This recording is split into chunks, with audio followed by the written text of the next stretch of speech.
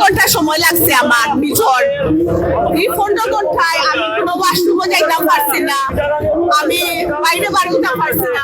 মহিলাগুলোর কোনো নিরাপত্তা নাই রাস্তার মাঝে, অত লম্বা যদি রাস্তা হয়। আমরা দিনবার হইলে রাইত হয়ে যায়, রাত পাইলে দিন হয়ে যায়, 2 দিনও লাগতে পারে, 3 দিনও লাগতে পারে। আরেক জিনিস, আমরা পারিবারিক ভাবেও খুব ক্ষতি হয়।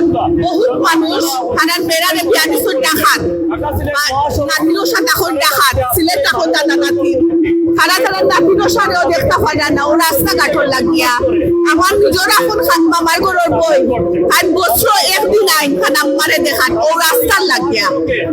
এটা আমরা তো মানে বৃদ্ধ মানুষ যে নাচয়, ও যদি তানোর নাতিরও সে একটা দেখান থাকতাম, আর এই টিকেট না লইয়া আইতে পারতাম না, পয়সা খরচ করতাম। একটা ইম্পর্টেন্ট ডিস্ট্রিক্ট আমরা সিলেট, ইম্পর্টেন্ট বিভাগ।